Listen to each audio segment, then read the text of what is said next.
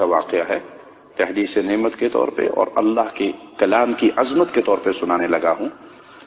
ایک شخص کا مجھے فون آیا امریکہ سے کہ میں بیڈ پر ہوں اور مجھے کینسر ہے اور میں خطرناک سٹیج پہ پہنچا ہوا ہوں اور کچھ ہی عرصے بعد میرا آپریشن ہونا ہے، دعا کیجئے گا۔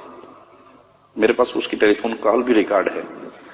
تو میں نے کہا بھائی اللہ تجھے شفا دے، تو بیڈ پہ پڑا ہے، کچھ کر نہیں سکتا، سونے کے علاوہ جب تو اٹھے نماز پڑھنی ہے، کھانا کھانا ہے اور سونا ہے، اور تو تجھے کام کوئی نہیں۔ مستقل اپنی زبان پہ سورۃ فاتحہ کا ورد شروع کر دے، آج سے مستقل سورۃ فاتحہ پڑھ،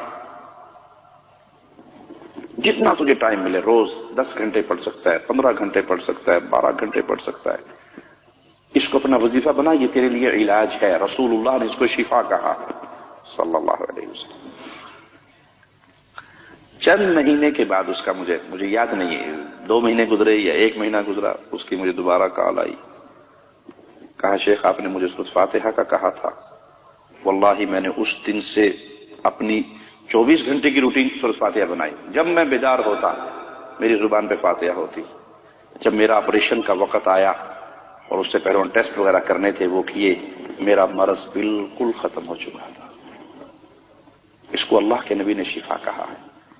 آپ 23 گھنٹے کے پیچھے کیوں دوڑتے ہیں؟ آپ کے پاس جواہر ہیں، ہیرے ہیں، فاتحہ کو پڑھیں۔ اللہ نے مجھے بیٹی دی خدیجہ، اور اس کے دل میں 2 سوراخ تھے۔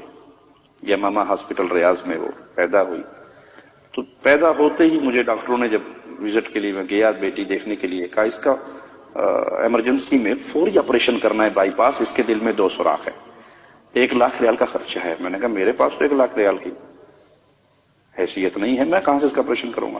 کہا نہیں آپ ٹرائی کریں، کوشش کریں، دیکھیں، لیکن اس کا آپریشن ضروری ہے۔ یہ روتی تھی تو پورا چہرہ اس کا نیلا ہو جاتا تھا۔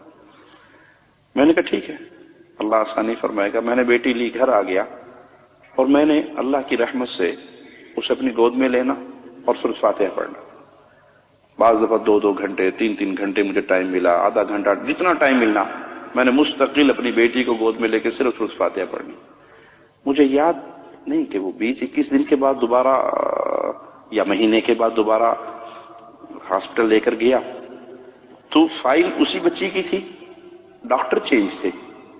اب وہ مشین سکرین پہ ایکو کر رہے ہیں، نیچے فائل دیکھ رہے ہیں اور اس سکرین کو غور سے دیکھ رہے ہیں۔ مجھے کہتے کہاں سے علاج کروایا آپ نے؟ میں نے کہا کہیں سے نہیں بھی کروایا۔ کہا تو اس کے 2 سوراخ بند ہو چکے ہیں، بالکل ٹھیک ہوگی، نارمل ہوگی ماشاءاللہ۔ میں نے کہا کچھ نہیں کروایا، صرف سورۃ فاتحہ پڑھ کے دم کیا۔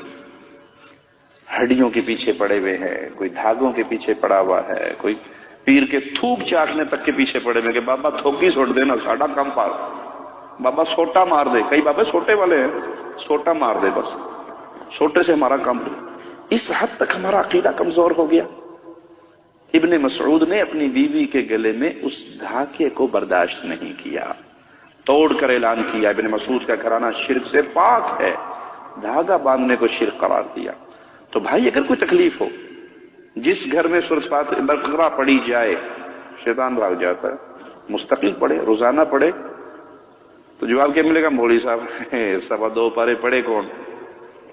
اصل مسئلہ یہ ہے، ہم لگ گئے ہیں رشوت پہ کہ کسی مولوی کو پیسے دو اور ریڈی میڈ تیار شدہ پھوکے پھاکے مارے مرائے ٹرینڈ چیز ہمیں تیار ریڈی میڈ مل جائے اور جا کے استعمال کر لیں۔ ہم خود کیوں محنت کریں؟ بھائی خود پڑھو، صبح شام کے اذکار پڑھو، سورۃ فاتحہ پڑھو، آیت الکرسی پڑھو، فلق اور ناس پڑھو۔ یہ قرآن حکیم شفا ہے، جہاں سے پڑھو آپ کو اللہ شفا نصیب فرمائے گا۔ ہاں یقین ہو کہ یہ میرے رب کا کلام ہے اور یہ شفا ہے۔ اللہ سے دعا ہے اللہ ہمارے حال پہ رحمت فرمائے۔